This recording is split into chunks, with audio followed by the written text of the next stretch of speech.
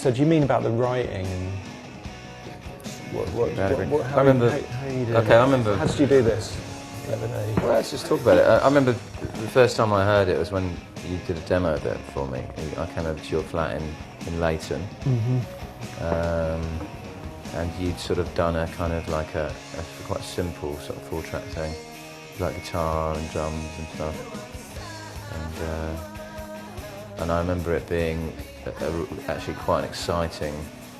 It felt really like it was like, okay, this is quite special actually. I remember kind of taking it away and writing words to it and stuff. But that was the first time I heard it, and that must have been about 1990, I would have thought. Sometime in 1990, 1991. 91 it must have been, yeah. Yeah, it's 91? Yeah, probably 91. Yeah, maybe early 91. Yeah, 91 definitely. Yeah, because we had it, you know, we started playing it live in some of those poorly attended shows like Ulu and do you remember when Teenage Fan Club were playing in the main hall? And we played in the little bit, and we played to about 4 people there, and it was really depressing. But that was one of the songs we played. Right. I don't remember that. Do you remember that? No. Do you remember writing your bit for it? Yeah, what I remember about it is I remember it having a key change at first, and then it didn't work. I sort of wheedled my way out of it. Really? I remember the first time, the whole thing was that the chorus was going to be a key change. So originally it was an E.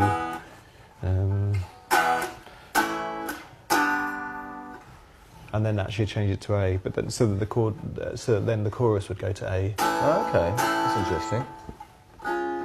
I don't remember that. I never heard that version of it, I don't think. Yeah, I don't think you did. Yeah, but I remember that always sticks in my head. Yeah. How I didn't manage to make that work. Yeah. And I remember being at the premises in one of the rooms. I remember trying it out there. Yeah, for the first time. Yeah. And when the vocal came back, that must have been pretty special. We didn't really record sort of demos in those days, though. So the first time you heard it would have been just sort of really rough in a rehearsal room. No, I remember you having it at your flat in what's the road called? Morehouse Road. Morehouse Road, yeah. I remember you having it there and playing it to me, yeah. I did. So I did do a little demo of it. Anyway. You did, definitely, yeah. And I heard that Fox thing or something. Yeah, and I remember hearing the words and something to do with a gun, generally, and I thought, So, well, there we go. That's nice. Yeah, guns now. It sticks in my mind hearing it there. Yeah. And thinking about the words, thinking, okay, something to do with a gun, or whatever. I remember, you saying it was called The Drowners, and it's like, well, why? Because it's something to do with guns. I remember that, but yeah. I wrote a lot of the words to the first album in the flat. With a gun to your head. Yeah, exactly. In Morehouse, a place called Morehouse Road, in sort of not far from where I live now, actually. Little flat. I used to share with my friend Alan, kind of mad little flat, and just sitting there, kind of writing all these crazy words. And so let's talk about the B-sides. The Drowners is supposed to be the Children of the Revolution, something like that. That's where it came from for me. Something with big block chords. Everything before that, the year and a half before that, we've been writing things that were quite florid, is one of your words, one of your lot would say that. Or would have said that at the time. And cathedrals of noise and all that kind of stuff, and everything was quite florid in both of what we were doing. So we both became quite, cliche number 2, primal about everything. So he started writing about guns, as opposed to sort of flowers or something, and I stopped doing lovely major sevenths, and started doing, what's the most primal chord in the world? Is an A major. Hit with a really. I think we sort of decided to kind of embrace sort of rock music a bit, didn't we? In a way, I think before everything we'd written was quite sort of apologetic and sort of Smithsy and stuff like that. And we kind of like with the Drowners was one of the first things. It was like, oh, this is kind of our thing, even though obviously it had a kind of influence from other things. It felt kind of very much like, oh, this is kind of swayed now, rather than us sort of trying to be someone else, sort of thing. I don't think we were very good at doing quite elaborate melodic music. No. And I think people who do that just basically your words anyway weren't. exactly. There was too many odd references anyway. There's Yeah. too much Momus influence There at was, that yeah. point. But yet you were in a sung in a sort of Lilac Time way, or well, actually the music was more like that, more that kind of melodic sort of style. But yeah, the Lilac Time was something at that time would have done and would have done really well and pulled off really well. And when we tried to do it, it just was a bit inept. And we had a drum machine as well, so we didn't have a real drummer No. at that time. And so when we got Simon, and after that point, everything became a little bit more. I think we just stopped trying to do that. I stopped trying to write things. I stopped trying to play guitar in the way that Johnny Marr would have played it on records, in a quite subtle way and quiet way, and started thinking about the way he played it when I saw the Smiths live. And I think that I had that realisation after Mike Joyce came and played with us and joined us for about 2 days or something. Yeah. But we played with him and had this little flirtation with him, and it reminded me of going to see the Smiths in '86 when everything was really primal, and all the lovely little parts that he'd play would be actually played in one sweeping chord instead. And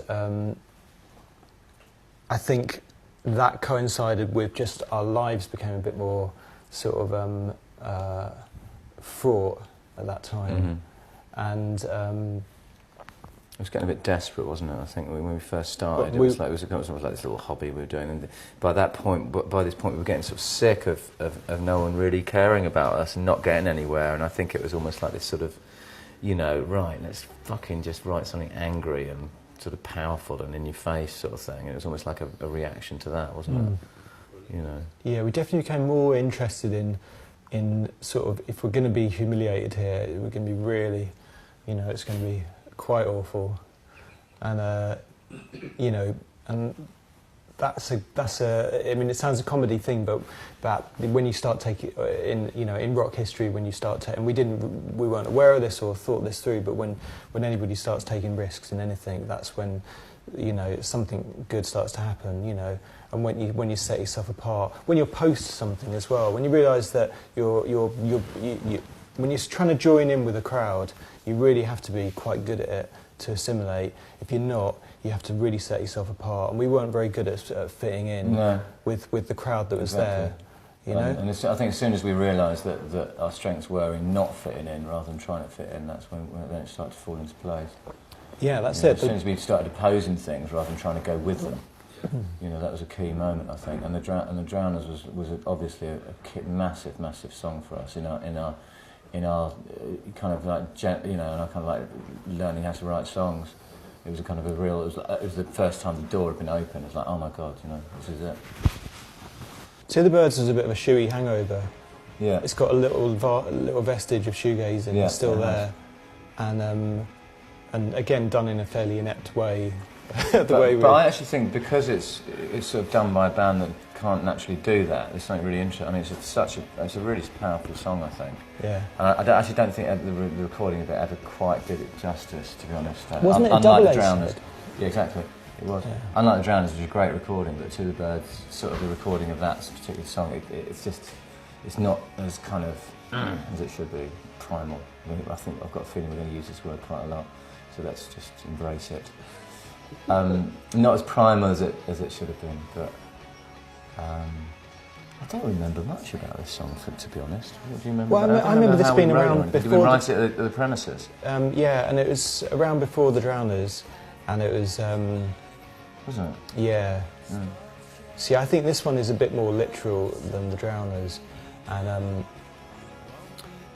that's why when you wrote the Drowners, it was much more abstract for me, and completely away from anything I'd heard you sing before. And whereas To the Birds still had one foot in personal. Yeah, it did. That I understood. Yeah, exactly. Like something that that was almost biographical. Yeah, it was. And the Drowners, I couldn't really connect that. Yeah. And so which is part of it. But I think To the Birds is much more emotional, much more biographical. And but yeah, it was a very powerful. It was very. I remember. Yeah, I used to always finish it, and it was big sort of Yeah, but we didn't really pull off the recording No, of it all. a big But closing song. it wasn't was a really important closing song, yeah. Yeah. And My guiding memory of playing the Two Birds live was, do you remember that time in New York when Matt fell down that hole in the stage? Hilarious. Ended up playing his bass like this, stomping away at the big coda, and suddenly oh yeah, I do remember that. it was a good closer.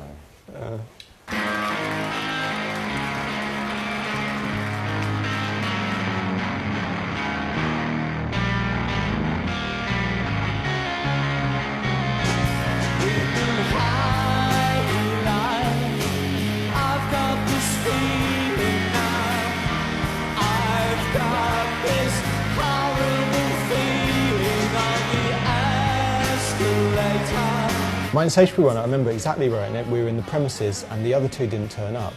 And That's exactly it, I was with my mate Paul, who I lived with at the time, Yeah. and he'd given us a lift there.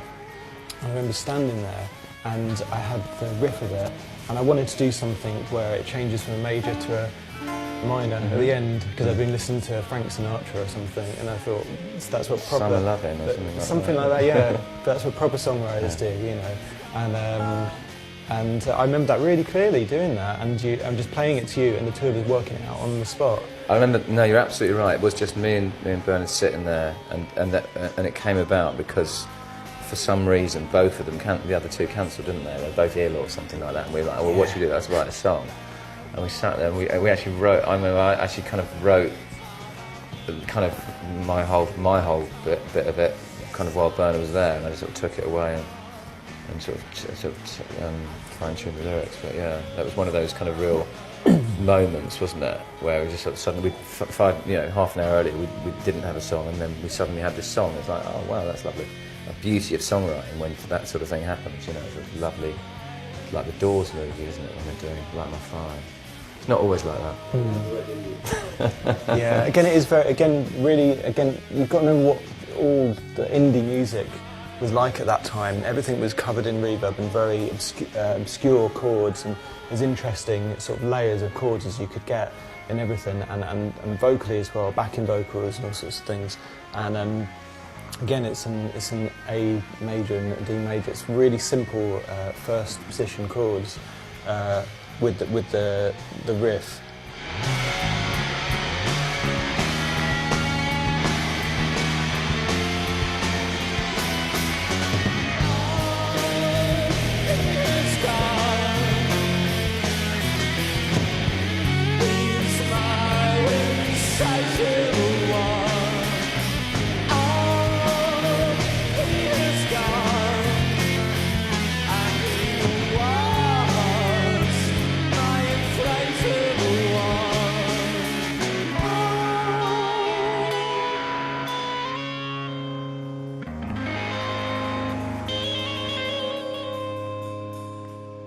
I think I was developing my own kind of like, sort of little lyrical world as well. It's quite sort of sexual, but quite kind of, but not sort of like LA cartoon sexual. It's sort of like slightly quirky English sort of sexual, isn't it? And kind of sort of odd little song about loss and all these sorts of things, but set in a particularly British context. I used to really love this song because it was really pretty and there was nothing pretentious about it at all. It probably is on a Suede level. It's not that pretentious anyway. And it's really it just feels like it had a sort of a classic song feel about it. But I really remember the lyric about the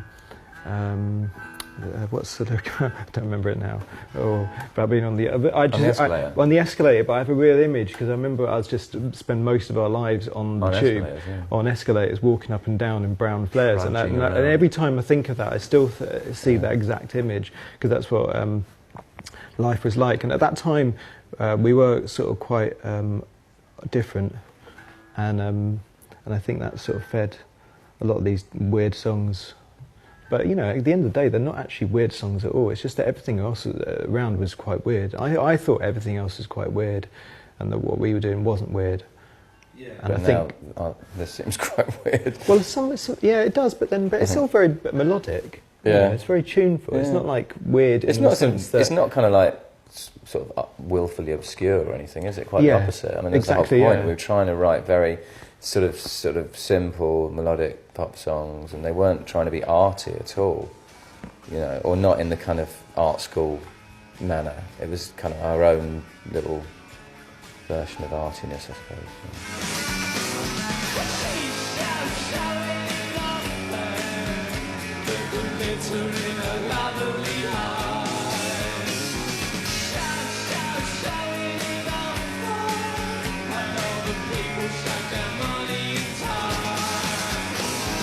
Shoop Shoop song? Yeah, from my point of view, it's the Shoop Shoop song. It's the Cher version though, and I remember watching. I really liked the Shoop Shoop song when I remember seeing it. I remember my girlfriend, who ended up my wife. She said, "Oh, but you know, you listen to the wrong version," and hearing the '60s version. But I always loved the Shoop Shoop song by Cher. I just loved that, the beat. And I'd always just reference the drum beat, and it had a sort of Motown drum beat, which I'd always wanted to do on something. And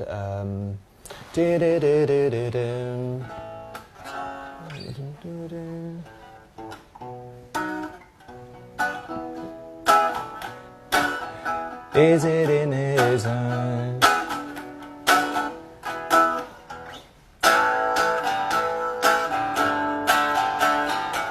Somewhere.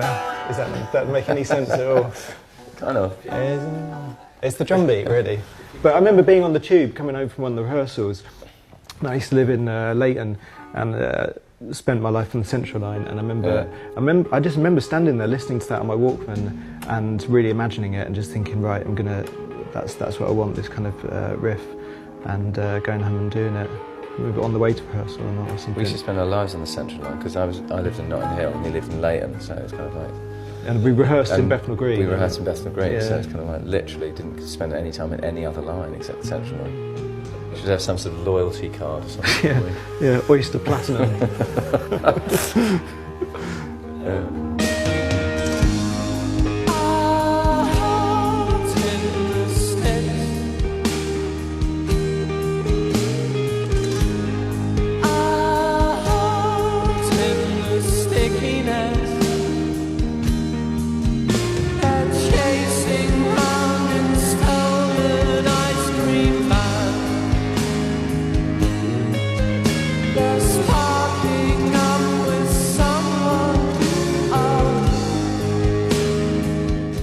I think you started this song. Yeah, exactly. It's some weird little thing that I had, and I think we're just sort of looking for B-sides. We didn't. I think what we'd done, we were slightly pissed off that we'd wasted To the Birds and My Insatiable as B-sides, and I think we were looking for something that weren't like potential real things that we were going to get pissed off about having lost them.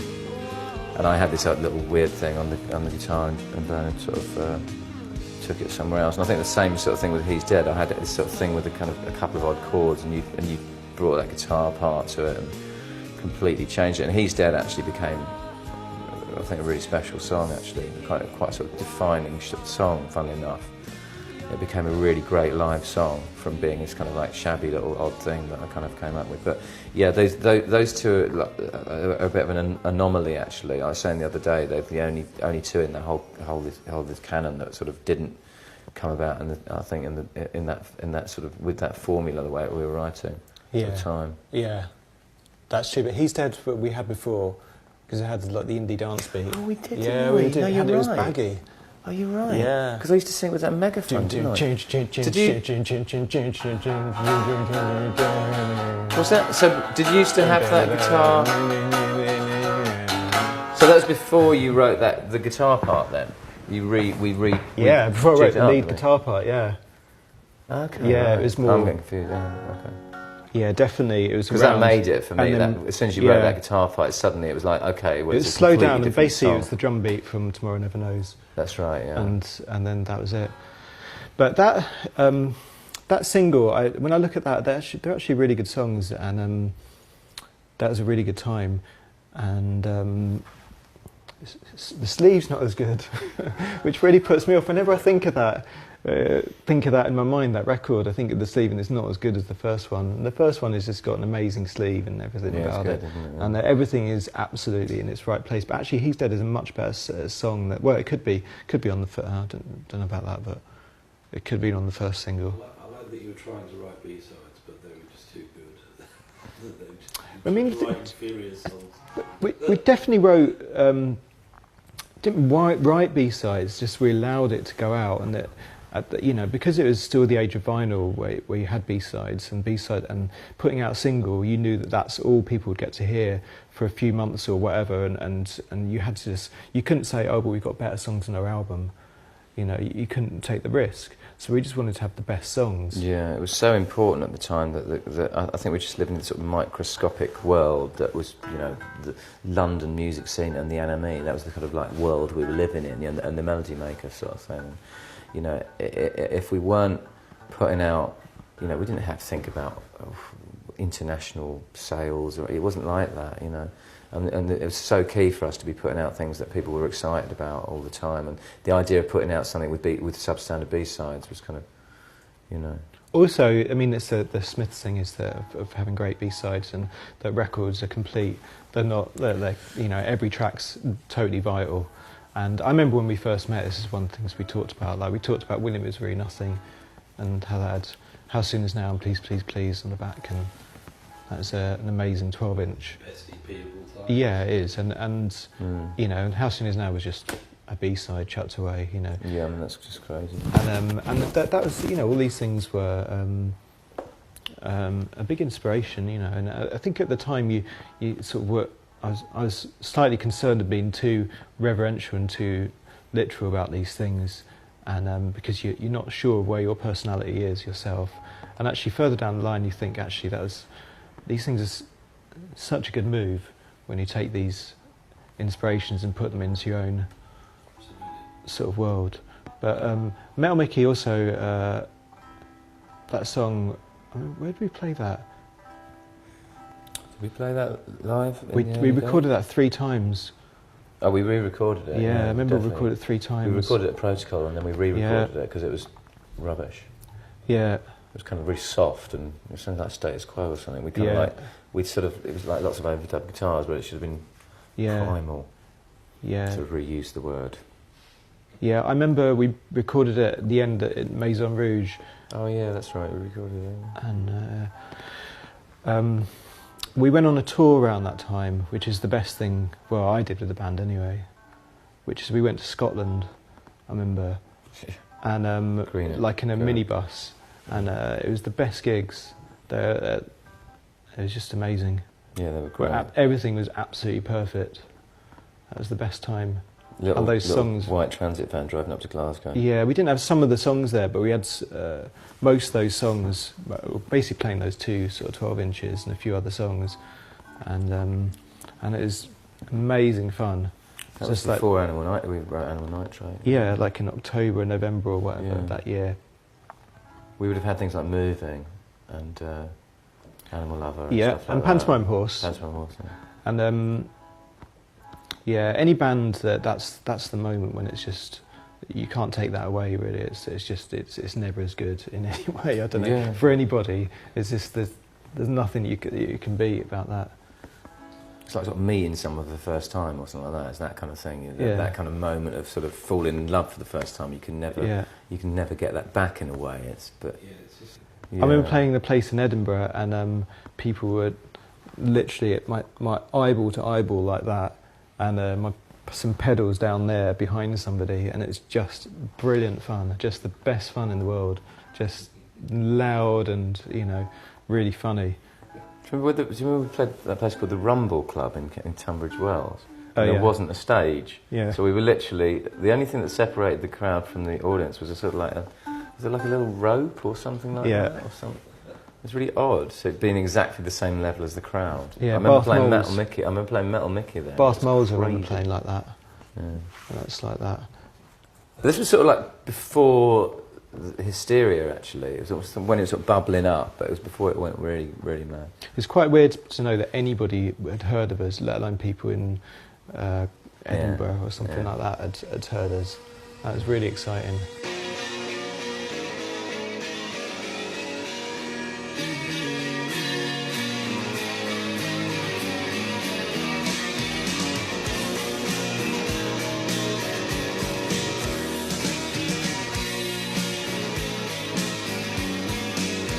Better known as, yeah, sort of almost like the definitive Suede song in a way. It kind of like somehow kind of reflects what people think of the band, I think, you know, because it was a hit as well and everything, you know. That was there pretty early on, but the difference was that it went all the way through the verses as well, originally. And, What, that riff? Yeah, the intro riff see. just went through all the way through, and that didn't work with the vocals at the time, and then so I couldn't change it to recording it, but it was all the way through. And we had that song like in early, in 91 or something, and we You were had the playing music, it. but with it took music, me a while yeah. to write the thing, didn't Yeah, it? the three of us Yeah. were playing it at Yeah. every rehearsal and just doing it and just saying, It was "Oh, there for let's just play ages. that thing again, and you haven't done it again. Yeah, And, it was one of those ones that took me a long time to get.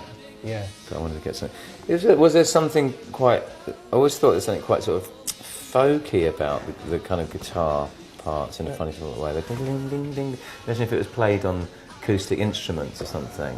Do you know what I mean? The fact that it's on an electric guitar, but it's a ding ding ding ding. It's quite sort of not jolly, but kind of, I can't think of the word. You know, I don't know if that was a. No, it's Teen No. Spirit. Oh really? Yeah. Okay. I mean, I remember again. My wife said we got Teen Spirit. I remember her playing Teen Spirit, just saying this is just an amazing record. I'd never heard Nirvana at that time, just hearing that and just thinking it was just the riff, the fact that it starts with a big guitar riff.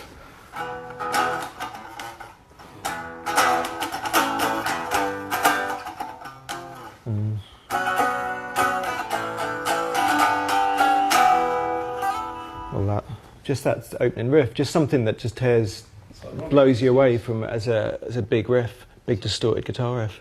Yeah, but I didn't like the sound of Nirvana. I thought it was kind of that time. I thought, is this a heavy metal band? Or I didn't really get what everybody loved about it. But I got that people that it crossed over, and for some reason people were loving this band. Like, I couldn't get why it was being talked about as sort of an indie group. But yeah, it sounded like a heavy metal record to me at that time, because things have changed a lot in the way things sound, and that heavy metal kind of ended, didn't it? And Yeah, it's much more acceptable to write kind of like out-and-out rock music now, isn't it? But Yeah. at that time, it was kind of, you know, there was still that kind of like slight suspicion of I mean, rock. yeah, I mean, you the know? drums in it, I mean, are just massive. You know, it's almost like 80s heavy metal drum sound, and so I mean, I just wanted to write something that had that effect, that had that sort of, you know, the riff that it just started and you knew it straight away. Was it easy to write a vocal, a top line over it? No, it took me ages to get it. Actually, I had it like Bernard says. It was, you know, the music was, they were playing it in the rehearsal room for ages, and I was sort of sitting there and I couldn't crack the nut. And it did take quite a while. I don't know what. I think maybe I just got the melody first, which is sort of woven around the ding, ding, ding, ding, ding, ding, ding, ding. And then once I got that piece in place, you know, I never sort of, I always kind of start with a melody and then kind of the lyrics sort of come after that, really. It's rare that they kind of come together, or it's rare that I write lyrics and then sort of put them onto a thing. It's just, it felt, you know, I kind of try and feel how the music feels. You know, it's very important for me not to write a lyric that has no connection with the music. You know, it feels like it needs to speak in the same way that the music does. And you know, I was looking for it for quite a long time, but you know, got there in the end. I don't remember hearing that until we'd finished it, hearing the vocals on it, because we recorded it. We did. I definitely didn't do a demo of it. Or anything No, like we that. recorded it on. We did that session at Angel, and in about, I don't know, November or something of '92. Yeah. And I remember doing the backing track there and recording it there, and then, but it was just like, we're going to record this anyway, you know. Yeah, still wasn't a song yet, was it? Yeah, hoping exactly. that it'll do something for it. Because at that point we were talking about we'd just written Sleeping Yeah. Pills, haven't we? And we're talking about Sleeping Pills being the next single. Yeah. Because we were really proud of that song, weren't we? Yes. And it was You like may be this proud of it. Yeah. Wouldn't have been a good single though, would it? It would, yeah. Yeah, Painted People's not the best song in the canon, to be honest. It's just a bit of a throwaway one, wasn't That it? was chucked away, that one. Yeah, it's just something. it was kind of okay. Like, it was one of those songs that was okay live, wasn't it? And it just sort of like found its way, and we were looking for a Yeah. B-side. It wasn't. Yeah. I'm not especially proud of that. I think the big time is much more kind of like that could have easily been on the first album. I think it's a beautiful song. It was kind of one that we were just looking for a B-side there, weren't we? And it sort of turned into something really special. We were kind of specifically looking for a B-side. Yeah. We didn't ever think that it was going to be any good, and it just sort of, you know, I kind of wrote up my part to it, and then Ed suggested putting or did you suggest putting the horn at the end? I can't remember. Oh no. Was that one of his? Yeah, definitely. Yeah, and I think that really made it. That really made the atmosphere at the end. It's beautiful. Really kind of like a really good move, I thought. It's really simple, sort of a flugelhorn, isn't it? Yeah. Core on there, something. Yeah, really proud of that. So, That's really, I mean, the timing of that song is really odd as well, because, well, not odd, but just, you know, everything was happening then, and it's quite a odd, reflective thing to hear coming out of the group, your own group, when that is actually happening. But it's like you're in a film, and that suddenly comes on during that moment in the film. yeah. You It's know, very that's, sort of autobiographical, that the lyric to that. You know, it's kind of like very much about what was happening to me and us at the time, and how I sort of saw myself as being very sort of hungry for what was happening, and kind of like, you know, almost like not treading on other people, but you know, I had friends that I had friends who weren't in the band, and I sort of sensed that you know, it was almost like a sort of slightly reflective thing about how they were, you know, I was losing sight of them because I was disappearing off on this, you know, on this sort of really crest of this wave sort of thing. So it's a reflective thing about my relationship with them, I suppose, really.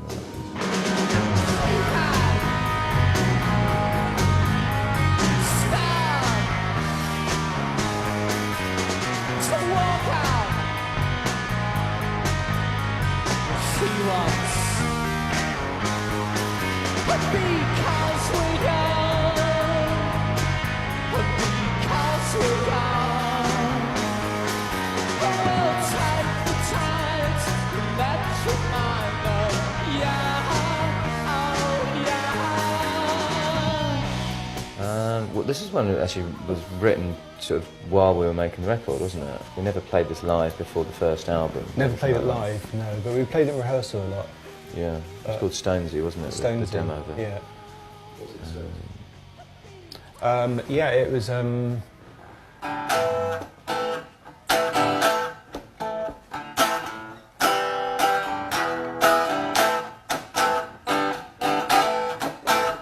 It had that kind of rhythm. It's a bit more staccato. Yeah, and just sort of big chunky riffs, and it was more, well, it was more sort of honky tonk women, that kind of thing.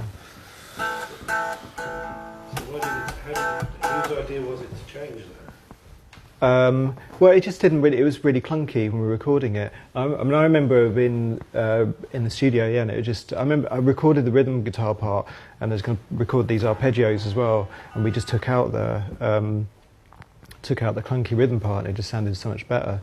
And yeah, all the way through, and it just sounded more like what we do. And I mean, I just remember being with Ed Buller and for hours, just sort of mulling over all these things and going around different options of what would work.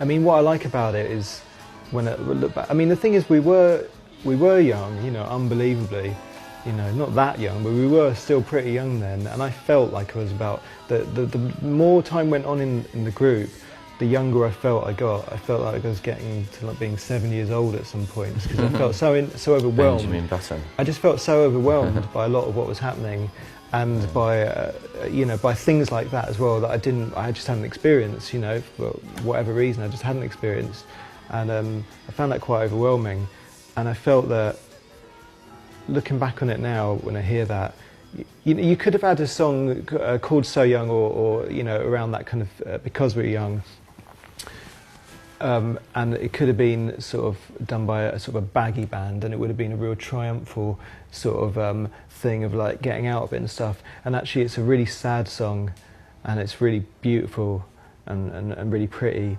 and very fragile. And basically those words over music that's quite fragile is probably one of the things that makes it for me. You know, because it's not like a Stone Roses. Did they? I think they did have a song called So Young. They did, yeah. But it could have been one of their big flag waving anthems. About let's all get out of it together. And actually, my experience personally at that time was sort of gradually finding the sofa and wanting to get underneath it, and I felt like that. And so I'm quite happy with the rest of it. And I just didn't take anything literally. It's supposed to be it's supposed to be a kind of a song with real duality, though. It's not supposed to be. Of course, there's an element. There's a very wide-eyed, idealistic kind of reflection of what it's like to be young, and this sense that let's just get out of it. But the whole point is the twist of it, where the coda is let's chase the dragon from our home. It's like this kind of like let's reject this instead of embrace it, and take on a kind of like a different version of the beauty of life, rather than this sort of like chemical tinged one. So it's supposed to have a kind of like a duality to it, which I think when you hear the lyric "Let's chase the dragon," you just assume it's a song about taking drugs, and it is, and it isn't. I love the piano in it. I think the piano was a real key sort of thing. Just hate it. Do you really? Yeah, I mean, I like the piano, but that.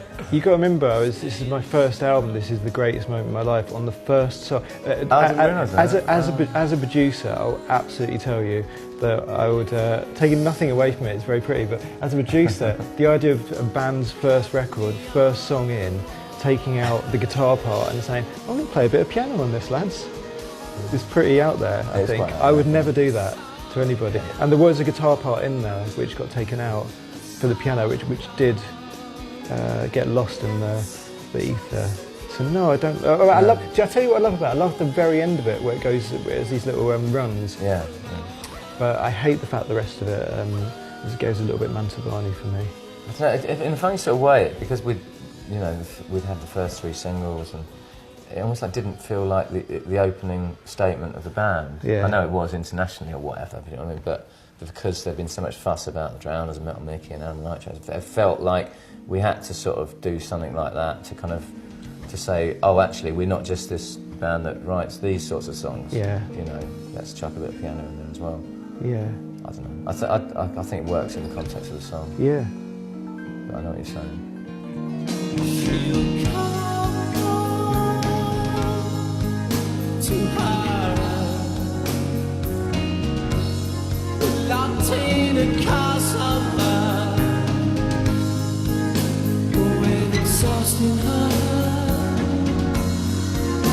Yeah, I spoke about the lyrics. I remember writing this.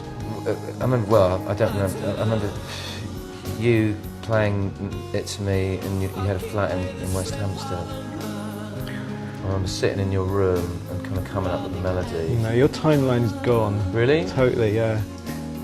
Yeah. I definitely remember sitting somewhere with one of your flats. Was it Camden. not West Hampstead? Camden, Was it Camden? yeah. Okay. Yeah. Okay. Yeah. Had a flat in Camden, yeah. Camden, we all live in Which, in Camden, Delancey yeah. Street? Yeah, Delancey Street, at the top floor flat in Delancey Street. On the was it corner. there? Okay. Yeah. And, I remember doing, I was there definitely when we were doing those songs. And Breakdown, I remember doing Breakdown in that as well. And She's Not Dead, yeah. You just got that electric piano for the first time and doing stuff on that. Yeah, I really love She's Not Dead. Yeah, it's nice. It's really nice. It's just a really intricate kind of beautiful song. I think the rhythm section on it is really nice as well. Bass is lovely, and what the drums do, it just all kind of combines to make it not just a sort of ballad, and what the guitar does with the trill. It used to be called trills, didn't it? Trills, yeah. Yeah, that's the thing, because it was just this twiddly thing.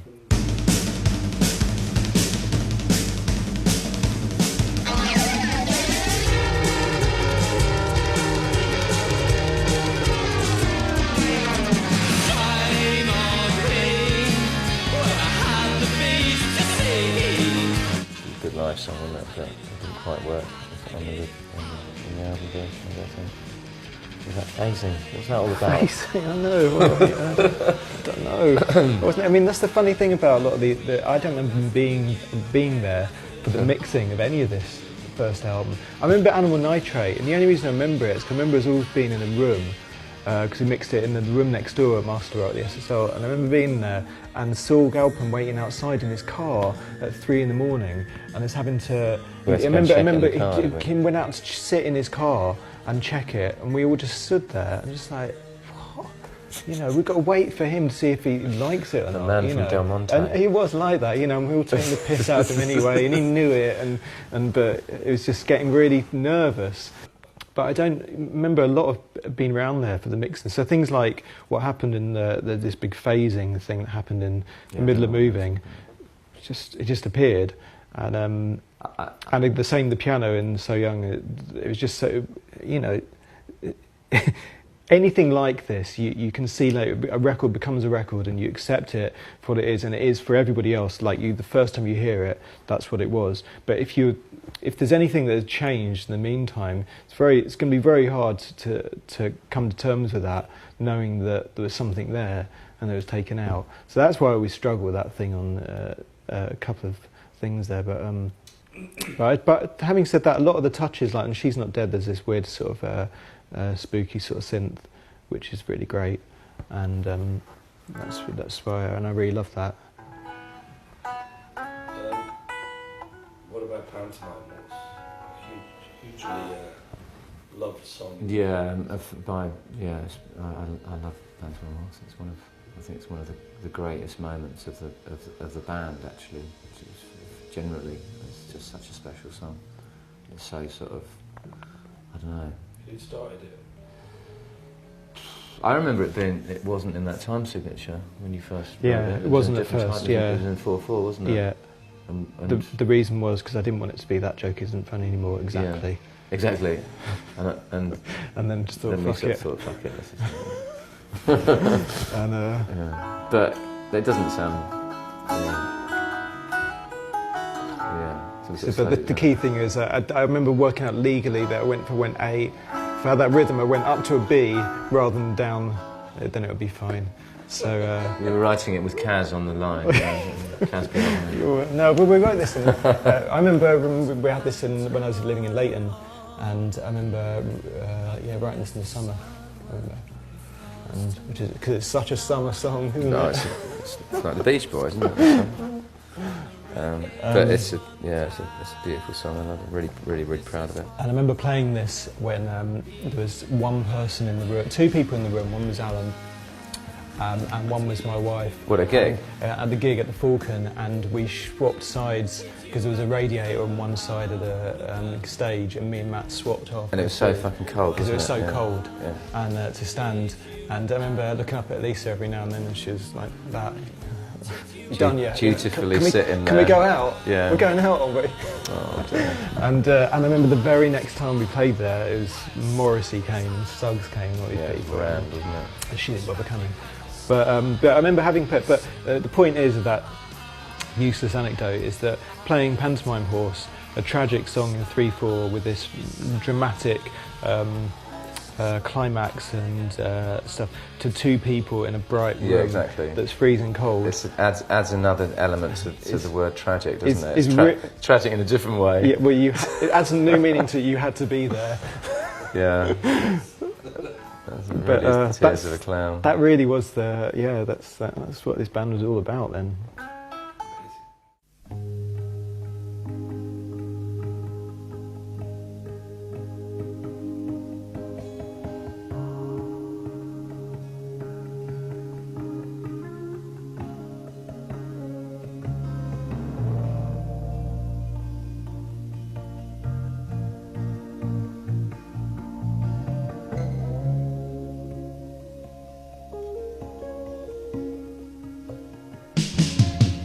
I remember recording it just after we'd written it at that place in South London. Somebody from Malcolm Dunbar from East West paid for us to record in somewhere in Clapham. That's right. And I remember going there on a Sunday and recording it there just after we'd written it that week or something.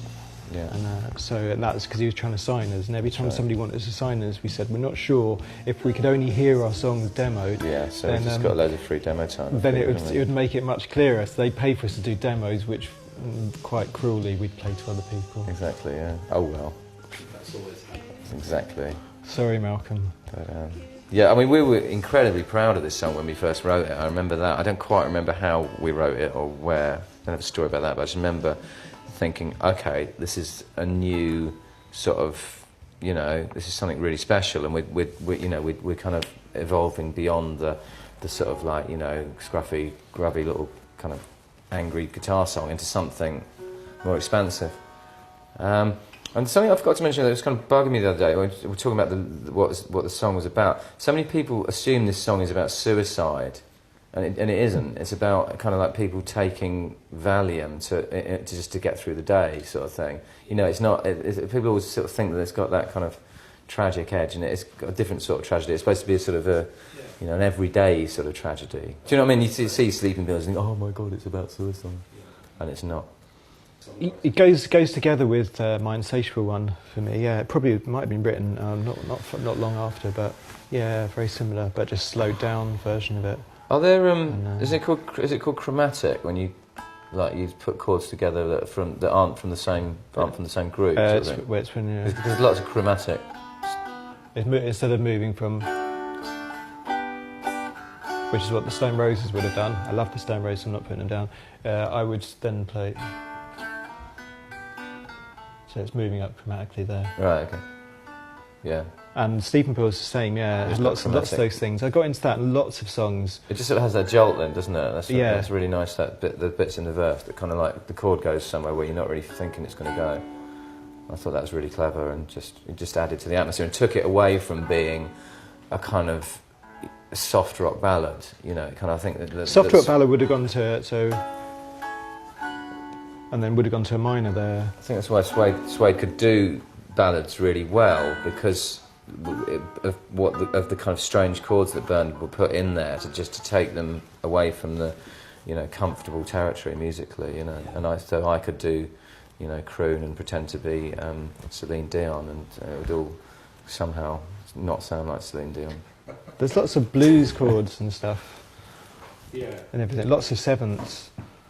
And minor sevenths and that follow major chords, and that's what lots of semitone moves. What I used to always just think of that as semitone. Instead of moving from to there, I'd move. And that's all it is. I think I just did it once, and somebody, probably Ed Buller, probably said that's good, and so I just did it on everything. And it became a style, you know, and I still do, and that's still what I do, the way I play now, you know. And as soon as you hear anything, little things like that in guitar playing become just massive things. Like it's ridiculous to say that now. Like I'm just going, but actually that's a massive part of discovering that silly little trick of everything I've done. At the same time, I bought. Well, I remember getting a Les Paul when we were. I mean, getting a Les Paul was quite a massive thing in about 1990, and you and Justine gave me the money for it. I remember going to Luton and getting this Les Paul, and this was a massive thing for me because nobody played Les Paul at the time, and I really wanted a Les Paul. I can't remember why, but I just wanted one because nobody played them, and people never do still. And then when we did the first album, Les Pauls you play in a very macho way. You play, it's unavoidable. They're very big sustain. Yeah. You tend to go for big, strong chords. You don't play in a subtle way. If you have a 12-string or a jazz master, you tend to go for sort of little open, nice loveliness. But with the Les Paul, you just hit an A major, and you want to hit it loud. And the same way when we were doing the first album, I desperately wanted one of these, a 355 with a tremolo. Because when I'd grown up, I'd seen Chuck Berry had one, Roy Orbison had one, and Johnny Marr had one, and so that's all I wanted. And this guitar, whenever you play, because it's got a tremolo, it's got this lovely bassy sound for a start. You can't hear it now, but it's got this bassy sound, and when you play it with your fingers, it's really. And the tremolo just is instant emotion switch if you do it well. And again, nobody, just because simple reason that nobody was doing that, nobody used them, and I got into it, and because people liked it, and it turned a switch with a lot of these songs, you know, all that kind of stuff. It just became like, well, that's what I do, and that's what works with everybody. But it really offsets, because I think a lot of what Brett was writing about and the way he was singing, really highly emotional content. I don't know if it's talked about, I don't know if people realise that, but from where we came from the previous couple of years, for me it was a really emotional time, and really seeing that through, and again, because we were really young, and the content of that and how we changed, and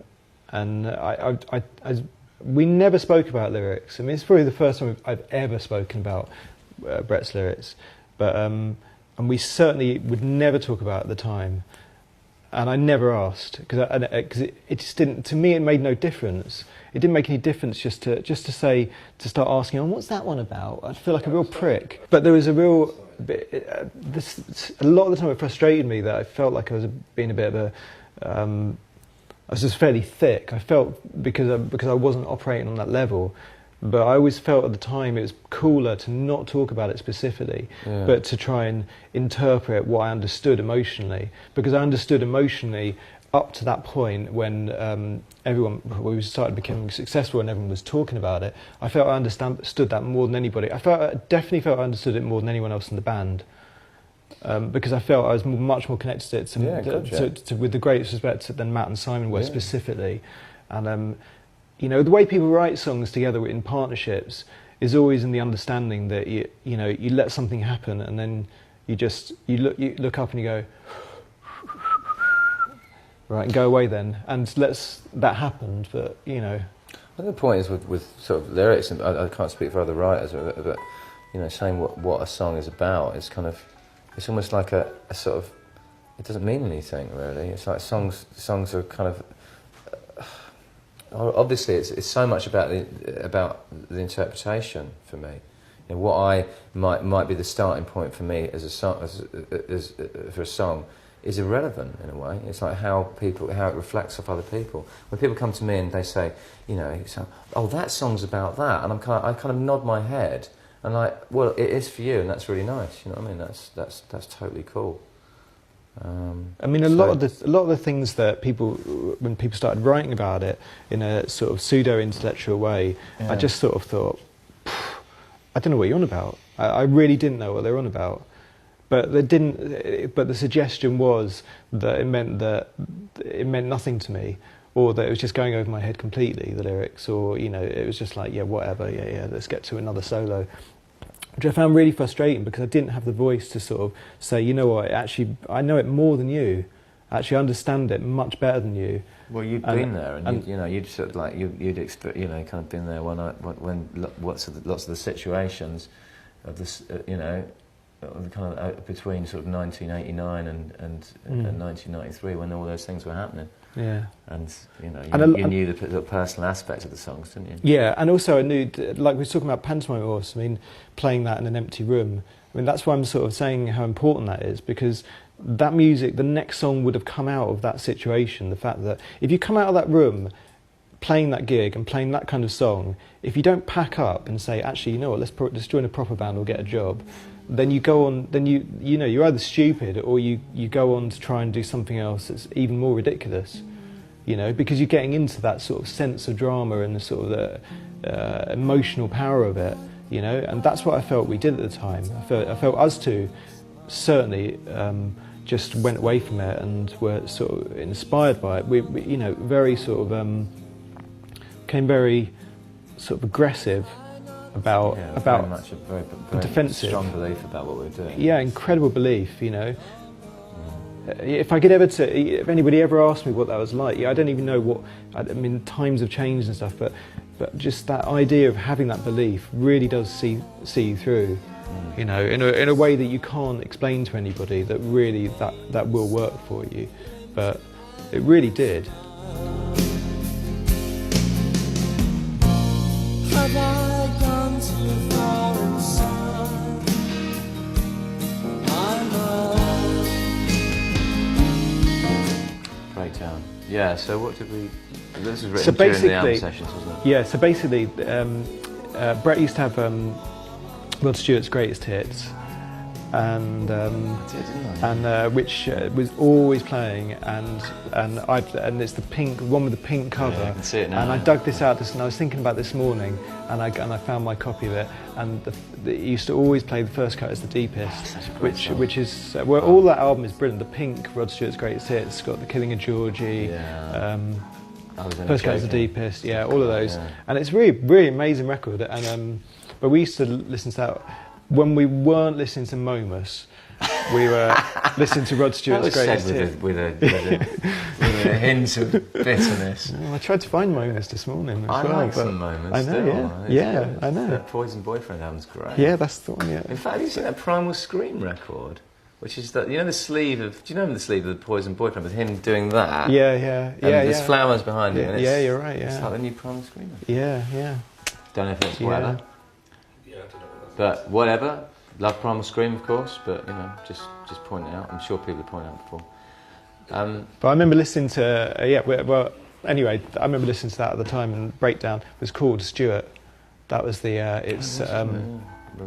it's like a working title, and I remember writing that in Camden on a Sunday afternoon, and it was literally written because we needed another song. And I remember wanting to write stuff that had a key change in it, and that's where it came. I remember writing it Sunday afternoon, yeah.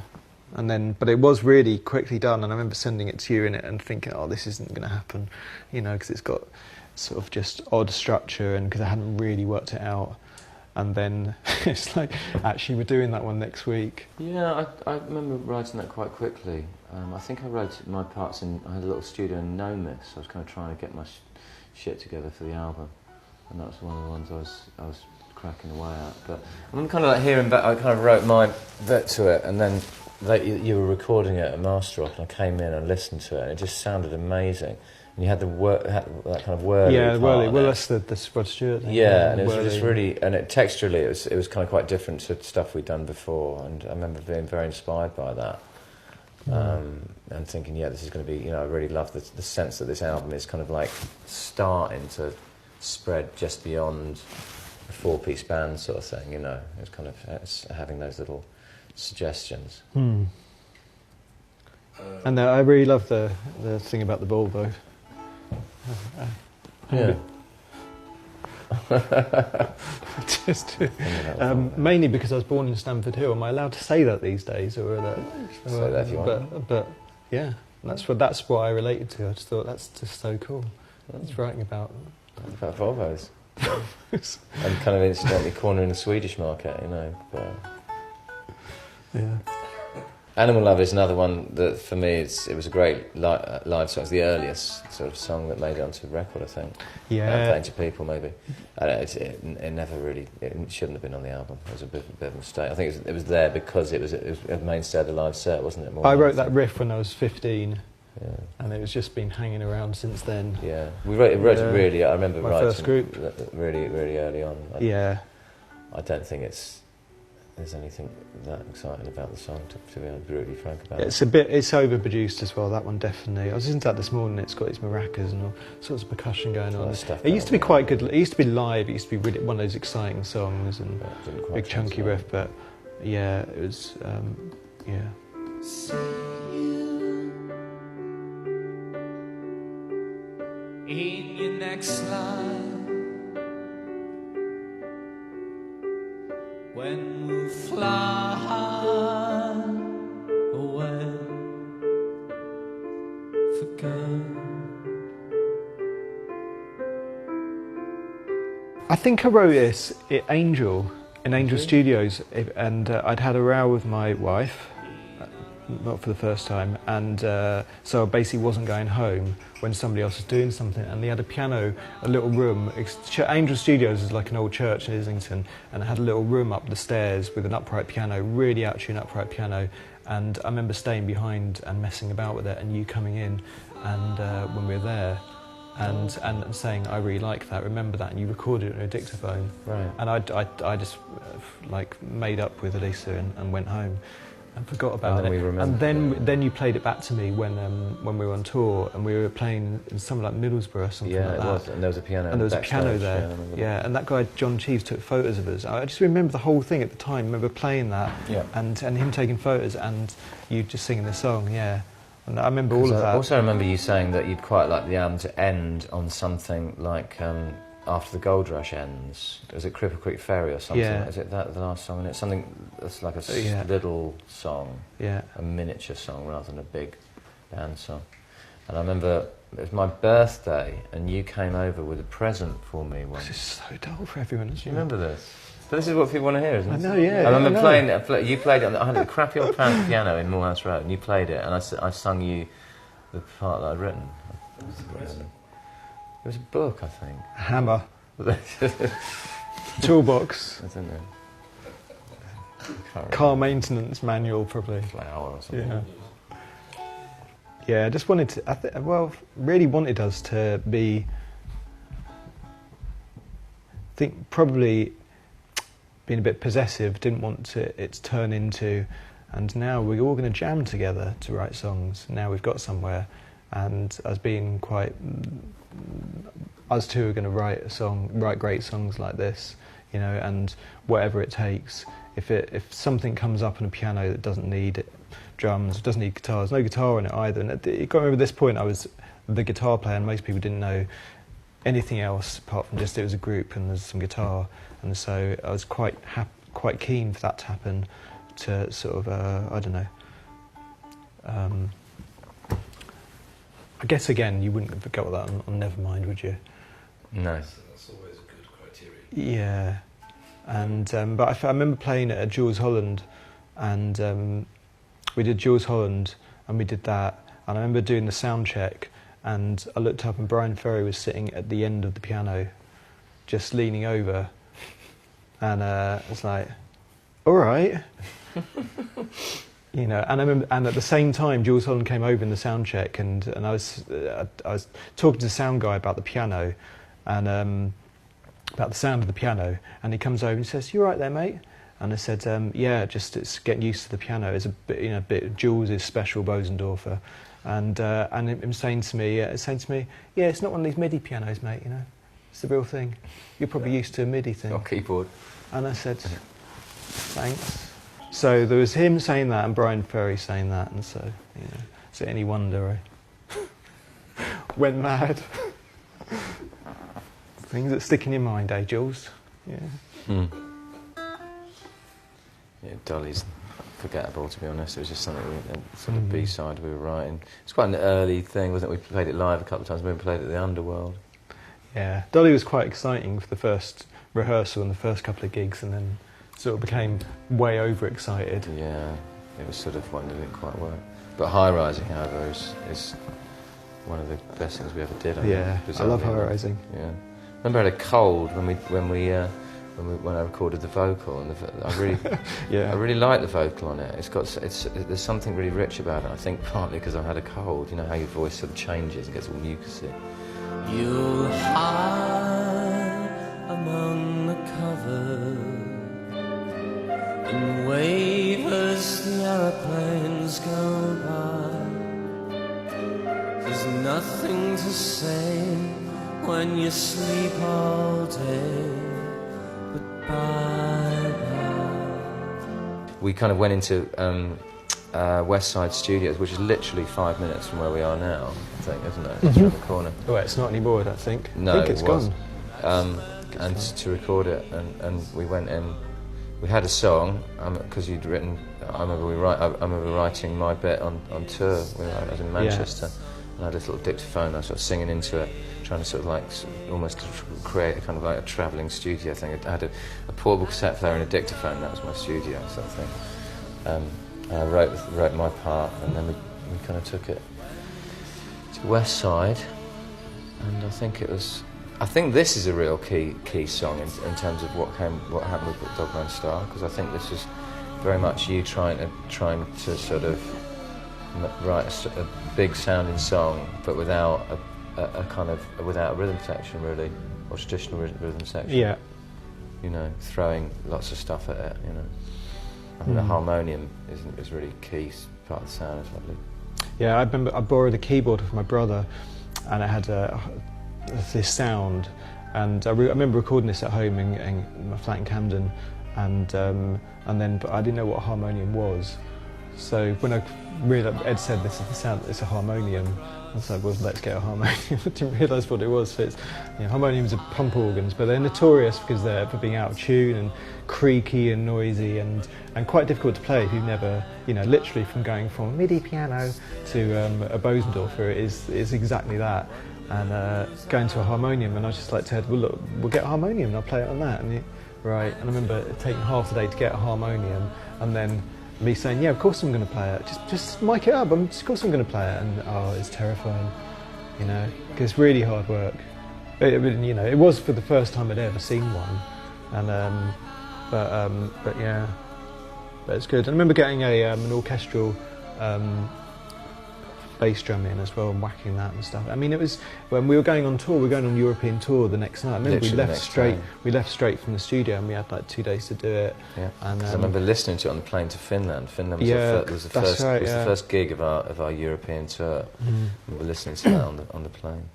And to be honest, at that point we hadn't been rehearsing or anything. We'd just been doing stuff, and this song had come up. If we'd gone into the studio, the fair thing to do to a group would have been we've got this song, let's go in and jam it out. That's what everyone would have done, and I was really nervous of doing that because I felt that I